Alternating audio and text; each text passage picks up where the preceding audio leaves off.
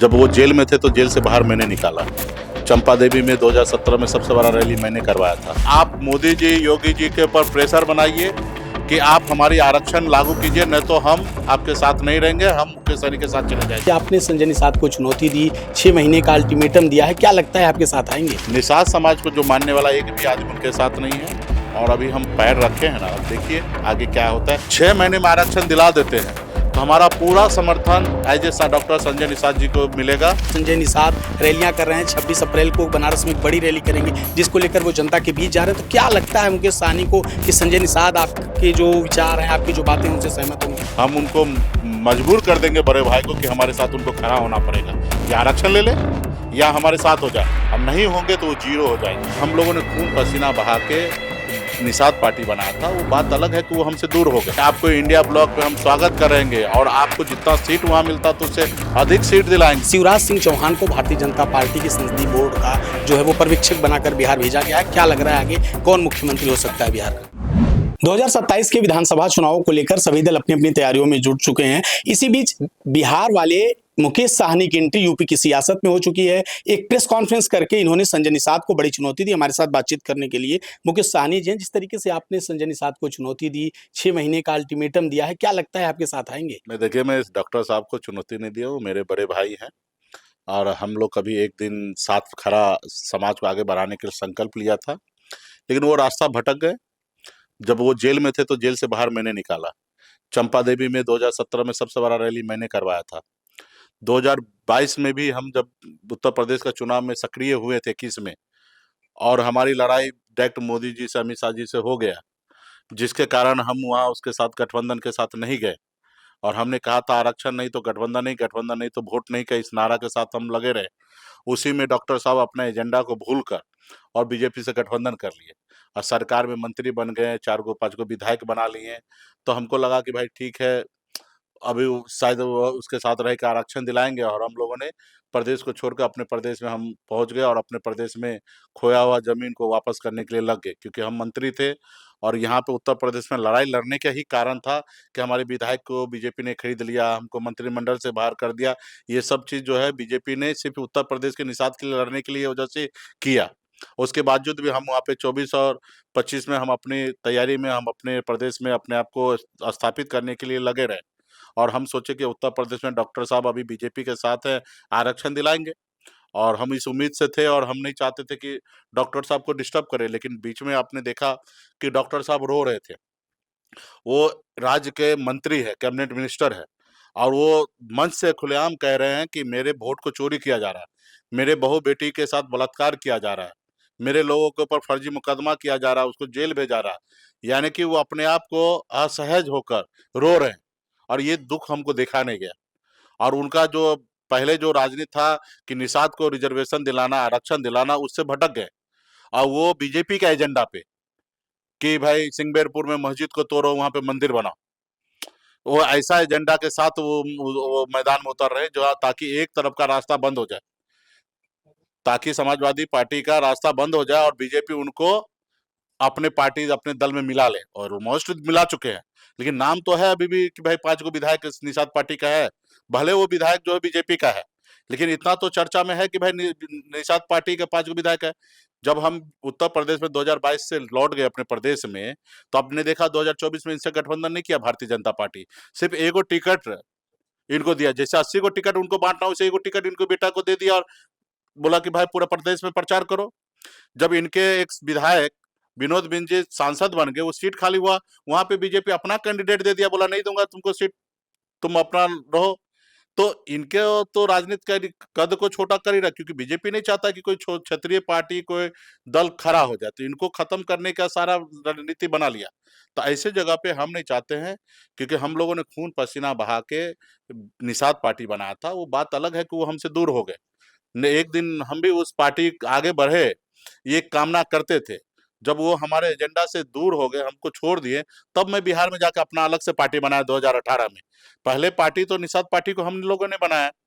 तो अब हमारी पार्टी बिहार में हम वहाँ पे सक्षम है। आपने देखा कि 2025 में तेजस्वी जी के चेहरे पे, मेरे चेहरे पे प्रदेश में चुनाव हुआ। मैं डिप्टी सीएम का कैंडिडेट था। अब बहुत अच्छा तैयारी था, माहौल था, हम लोग का सरकार बनना था। लेकिन भारतीय जनता पार्टी को सरकार चाहिए, चुनाव आयोग बेईमान हो गया। चुनाव आयोग ने के समय में, चुनाव के समय में राज्य का खजाना का खाली करके तरह तरह के पैसा लोभ जनता को दिया, जिसके कारण 5% वोट से हम लोग स्लिप कर गए और हमारी सरकार नहीं बना। तो हम लोग लोकतंत्र पे विश्वास करते हैं। आगे की लड़ाई लड़ने के लिए हम मजबूती से प्रदेश में हम डटे हुए हैं। लेकिन हम चाह रहे हैं कि उत्तर प्रदेश में भी निषाद समाज का राजनीति जिंदा रहे, उसका राजनीति खत्म ना हो। तो इसलिए हम आए हैं। हम डॉक्टर साहब को नुकसान देने के लिए नहीं आए, हम डॉक्टर साहब से आग्रह करने के लिए आए कि डॉक्टर साहब, आपका जो उद्देश्य है वो वहाँ पूरा नहीं हो रहा है।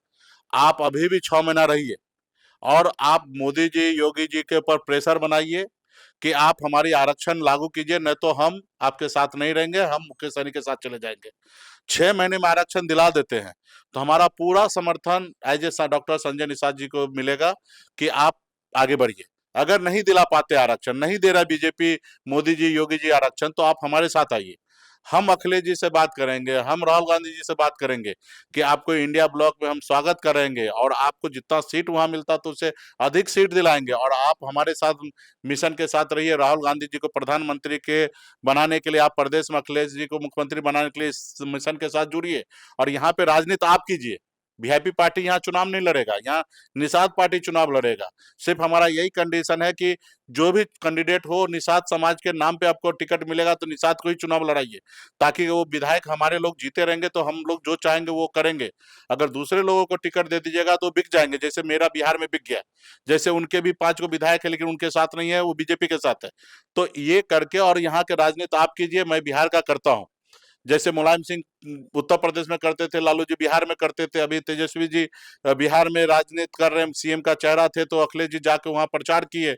हम भी आपके प्रचार करने के लिए यहाँ पे आएंगे कि हम चाहेंगे कि डॉक्टर साहब हमारे समाज के लिए काम कर रहे हैं, हमारे समाज के एजेंडा के साथ है, यहाँ पे आप यहाँ पे राजनीति कीजिए, हम आपको मदद करेंगे। हमको आपने यहाँ कहा कि राजनीति नहीं करना, हमको बिहार काफी है। आप कह रहे हैं कि इन शर्तों को अगर मान लिया संजय निषाद ने, तो आप उनका इंडिया ब्लॉक में स्वागत करते हैं। जी। वही संजय निषाद लेकिन जब बात करते हैं तो वो भाजपा को बड़ा भाई बताते हैं और इंडिया ब्लॉक के जो चाहे सपा हो, कांग्रेस हो, इन दलों को बताते हैं कि इन्होंने हमारे जो वर्ग है या जो निषाद थे, उनके हक अधिकारों को मारा है। आप बताइए, कल किसने मारा उसके ऊपर चर्चा कर रहा है, आज कौन मार रहा है वो नहीं चर्चा कर रहा है। अब इससे क्या समझा, मैं समझ में आए कि वैसे है ना भाई, जो नहीं मारा इसलिए तो सत्ता से बाहर है, क्यों उसका जिक्र करना है। अगर वो आज निषाद का हमदर्द होते तो सत्ता में होते। आपके ही कहने के अनुकूल हम मान लेते हैं कि वो मारा है, तो मारा वो भूल जाइए ना। आज कौन मार रहा है उसके ऊपर चक्कर में रहिए ना। आज आप जिस गठबंधन में है, बड़ा भाई मानते हैं, आज आपका मोदी जी, योगी जी को काम है करना। कल ये विपक्ष में था तो आपकी आवाज उठाता था कि हम आपका आरक्षण करेंगे। आज सत्ता में क्यों नहीं कर रहा? 7 साल से तो उनके साथ आप हैं, 2019 से लगातार आप वहां पे हैं। 6 महीने का और समय ले लीजिए, लेकिन कराइए। नहीं कर रहा तो विलन आज का कौन है? मोदी जी। इसको छोड़िए, योगी जी, उनको छोड़िए, आप आइए मेरे साथ। और राहुल गांधी जी का तो मैनिफेस्टो है देश में कि उनकी सरकार बनने के बाद जाति आधारित गणना कराएंगे, जिनकी जितनी संख्या होगा उनको उतना रिजर्वेशन देंगे। बस इस मिशन के साथ रहिए, आपको आरक्षण मिलेगा। और देश लेवल पे उनके ये घोषणा, इसी घोषणा के तहत हम उनके साथ हैं। तो यहाँ पे आइए। कल नहीं दिए इसलिए तो वो आज नहीं है। आज वो कह रहे हैं हम देंगे, तो आप, और जो इसके साथ है वो दे नहीं रहे, तो आपका तो काम है लड़ाई लड़ना। मैदान में आप लड़ाई लड़िए, हार जीत होगा, जो होगा देखा जाएगा। एक ना एक दिन तो आपको लोग समझेंगे और देंगे। आपने 6 महीने का अल्टीमेटम दिया, आप कह रहे हैं कि अगर वो आपकी बात मान जाते हैं तो ये आपके जो इंडिया ब्लॉक है उसमें आएँगे। एक तरफ तो आप ये बातें कर रहे हैं, दूसरी तरफ संजय निषाद रैलियाँ कर रहे हैं, 26 अप्रैल को बनारस में एक बड़ी रैली करेंगे, जिसको लेकर वो जनता के बीच जा रहे हैं। तो क्या लगता है मुकेश सहनी को कि संजय निषाद आपके जो विचार हैं, आपकी जो बातें हैं, उनसे सहमत होंगे? देखिए, वो रैली करे, कुछ भी करे, जनता उनके साथ नहीं है। जनता उन्हीं के साथ रहता है जिनका विचार जिंदा होता है, आपके एजेंडा जिंदा होता है। आप जो करते हैं, जो कहते हैं वो करते हैं कि नहीं करता, जनता वो देखता है। आज उनके साथ जो भी लोग थे, कल हम भी थे, आज हम उनसे दूर क्यों हो गए? क्योंकि एजेंडा के साथ नहीं है। आज भी हम उसको आग्रह कर रहे हैं कि एजेंडा के साथ आइए। वो एजेंडा के साथ रहेंगे तो लोग उनके साथ रहेंगे, एजेंडा के साथ नहीं रहेंगे तो लोग उनके साथ नहीं रहेंगे। वो रैली करे, कुछ भी करे, आजकल का समय है। आज उनके साथ वही है जो बीजेपी को मानते हैं निषाद समाज को जो मानने वाला एक भी आदमी उनके साथ नहीं है। और अभी हम पैर रखे हैं ना, अब देखिए आगे क्या होता है। 6 महीना का समय उनको दिया, 6 महीने का समय हमको दीजिए। हम उनको मजबूर कर देंगे बड़े भाई को कि हमारे साथ उनको खड़ा होना पड़ेगा।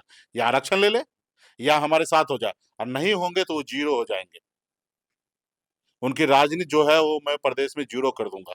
एक आखिरी जीरो हो सवाल जाए एक और पूरा आखिरी निषाद समाज करेंगे। एक आखिरी सवाल चलते चलते, मुकेश सहनी जी, बिहार से आप आए हैं।